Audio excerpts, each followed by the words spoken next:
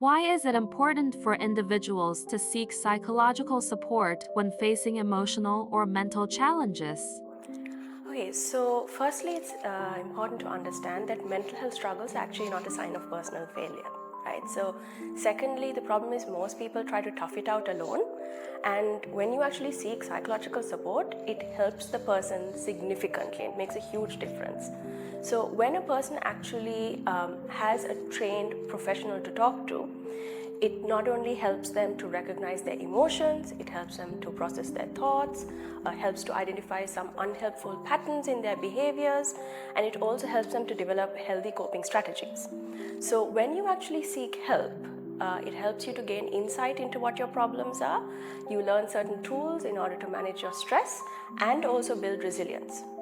Now, what most people forget is that mental health is just as important as physical health is, right? So, just like you would consult a doctor when it comes to your physical problems, when you seek or consult a mental health professional for when you're struggling, it's actually not a weakness. If anything, it's actually a helpful and healthy step forward.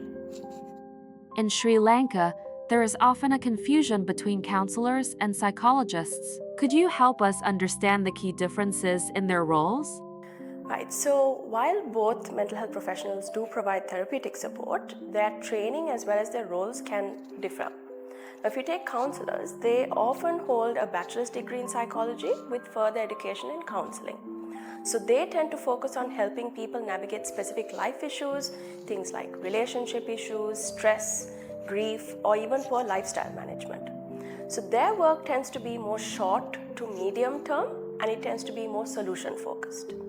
Now, psychologists, on the other hand, they hold a master's or a doctoral degree, and they are trained to assess, diagnose, and treat a variety of different mental health conditions.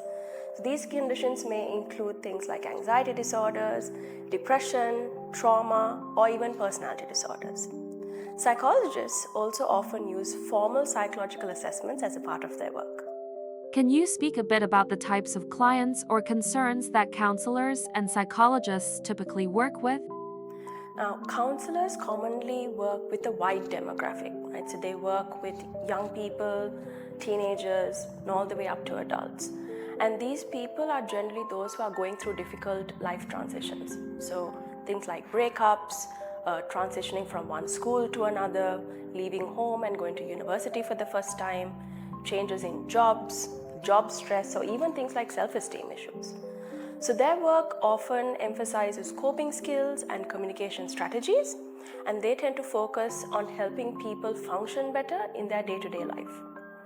Psychologists, while they may also address the areas that counselors do, they often work with clients who have more persistent or long-term or complex issues.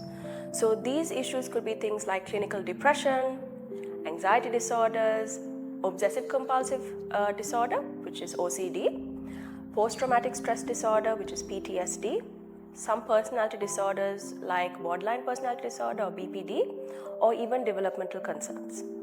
Now, psychologists tend to work across a variety of settings. So this could be things like schools, private hospitals, private clinics, or even their private practice. So their range of clientele can vary a lot. And in some cases, depending on where the psychologist is practicing, they may even choose to collaborate with psychiatrists for the management of the client's case. For someone watching this who may be thinking about reaching out for support, what are a few practical tips you'd offer? Okay, so first you want to start early. Don't wait until things feel overwhelming or you're actually in a crisis. By seeking help early, you can actually prevent things from escalating. Secondly, make sure to research your mental health provider. It's important to understand whether it's a counselor or a psychologist who is more appropriate for your needs.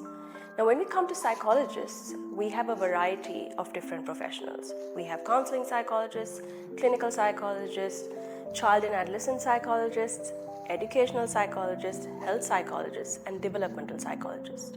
So it's important to research, as I said before, research and understand who out of these professionals is most appropriate for your needs. Thirdly, don't be afraid to shop around if you need to. It's perfectly okay to meet a few therapists before you find someone who fits your needs and who you're most comfortable with. Remember, therapeutic fit is essential.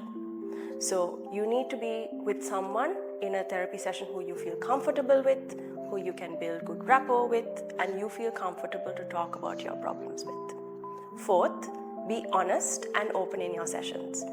Therapy is most effective when there's honesty and trust between you and the therapist. So the more open you are, the more that your therapist can help you.